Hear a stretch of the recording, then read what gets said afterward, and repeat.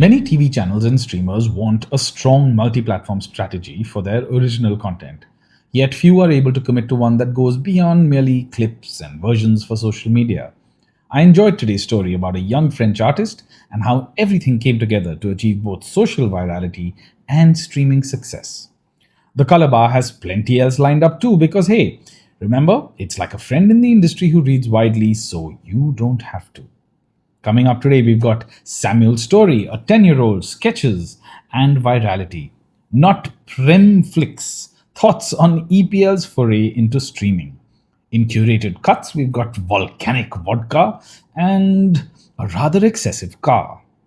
Oh shit! Enshittification personified. Plus, the Joker as your creative director, Netflix's boxing affair, and Sarandos on walking away from WarnerBros.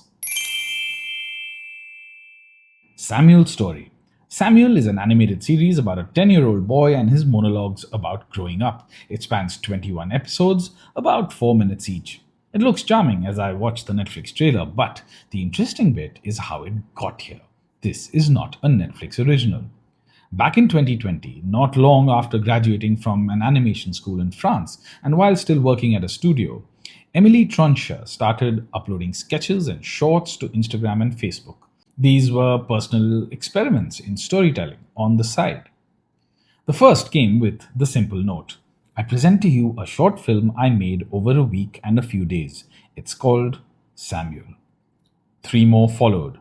Made in a matter of days, they bore a creative approach looking for something, quote, as real as possible, as true as possible. A studio producer spotted these, reached out. Shall we develop a series? He asked. Emily later said, I thought it was always going to be something that I was doing on the side. I thought producers couldn't be interested in it because it was too simple. Samuel was officially presented and picked up at the Cartoon Forum in September 2021. French, Spanish, and Catalan streamers came on board for the co-production soon after. A deliberate 2-platform strategy was devised. The 21 main episodes, so to speak, were in landscape 16:9 for streaming and TV.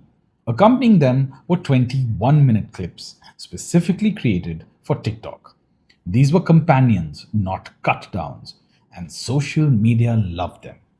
Millions of views later, Troncher had a bona fide mainstream hit in 2024, both on streaming platforms and social. By all accounts, Samuel's coming of age had touched young and not so young alike. But that wasn't all. A book followed in 2025, Le Journal de Samuel. A second season was commissioned.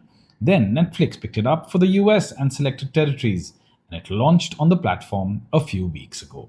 My name is Samuel. I'm 10 and I have a problem, but I don't like talking about it. Basically, Logan told Tall Julie that I like her. And I don't even like Julie like that anyway. She just laughed at one of my jokes the other day. Good one. Okay, fine. I like her, but no one needs to know. Hey, are you in love with Julie?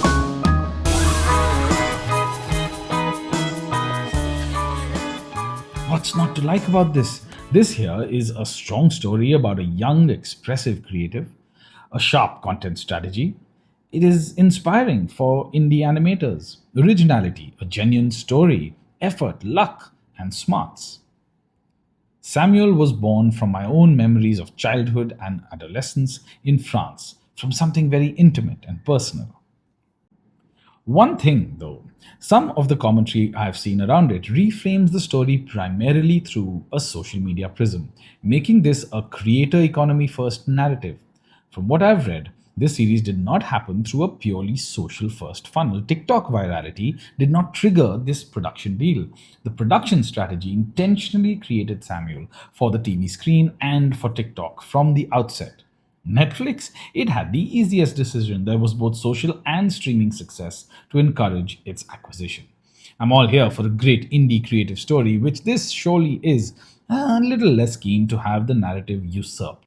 Kudos to the first producer who spotted it, Damien McGarvey, the streamers and broadcasters, Arte, RTV, and TV3. Many broadcasters, legacy media, want to do multi-platform approaches like this, but not all succeed, and it's a hard one to crack.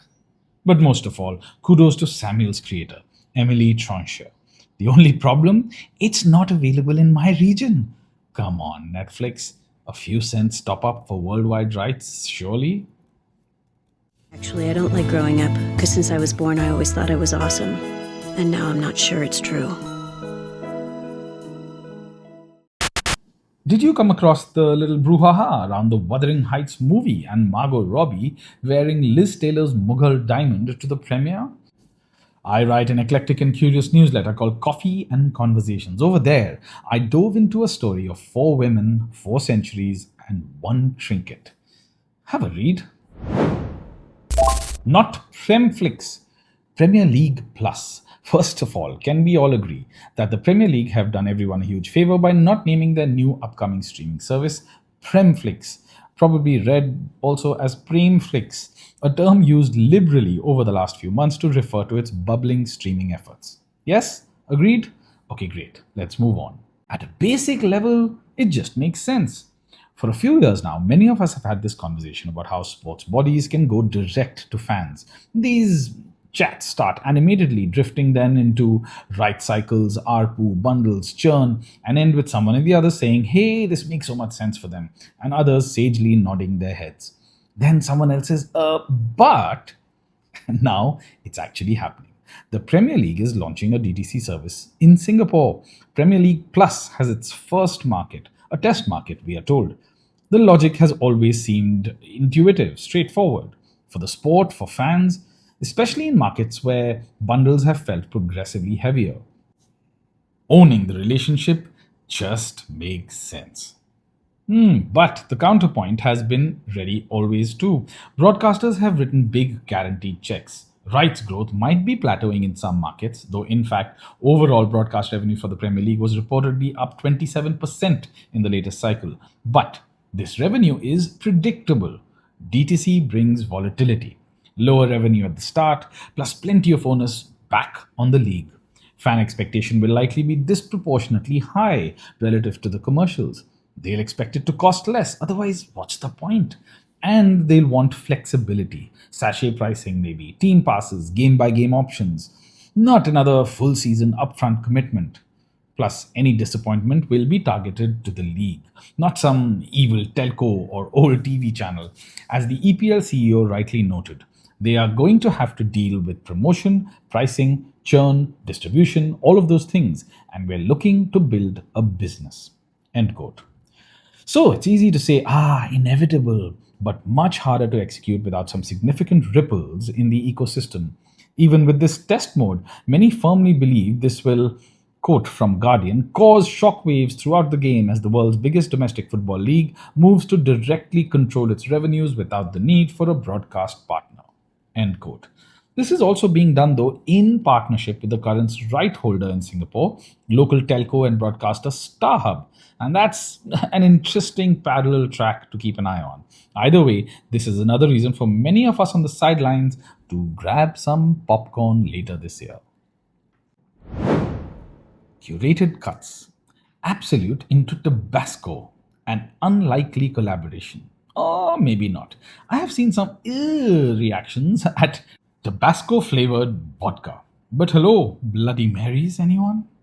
The spot itself is suitably off-kilter, filmed on the volcanic fields south of Reykjavik, Iceland, with lava, volcano, hazmat suits, Lou Reed's Walk on the Wild Side, and the inevitable yet very welcome Absolute bottle made of lava flow.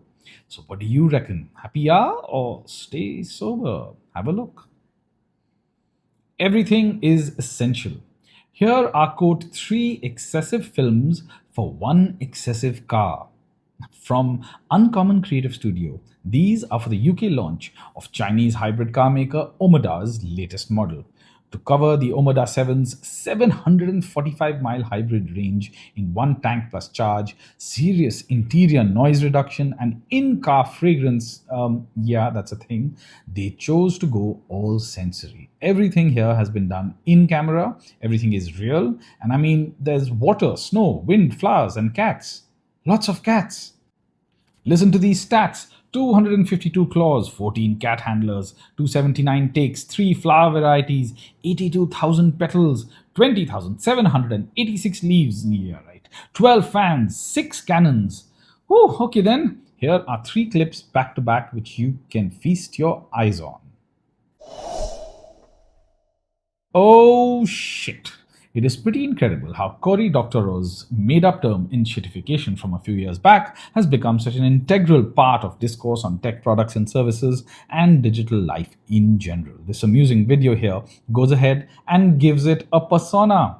Most of us will connect with some part of it, and many will find much of it hitting very close to home. It comes from the Norwegian Consumer Council, accompanying a report they just launched.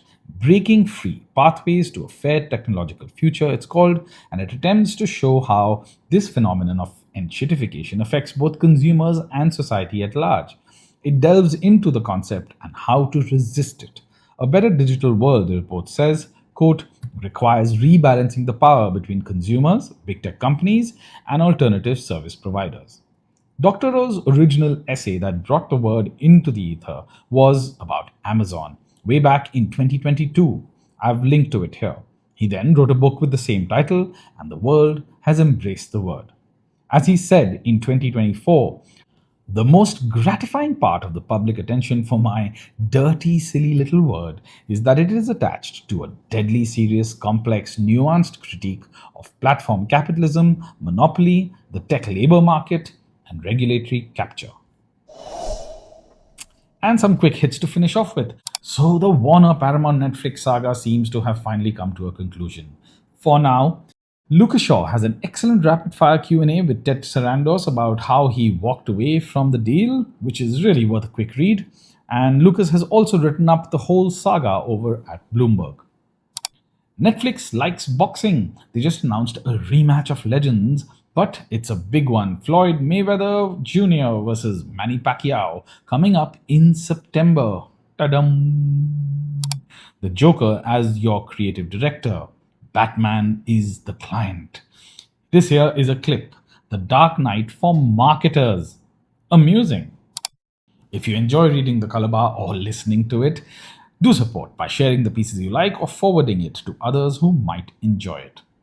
Ping me with any feedback, recommendations to feature, or ideas to collaborate. I work with individuals and teams on content and creativity.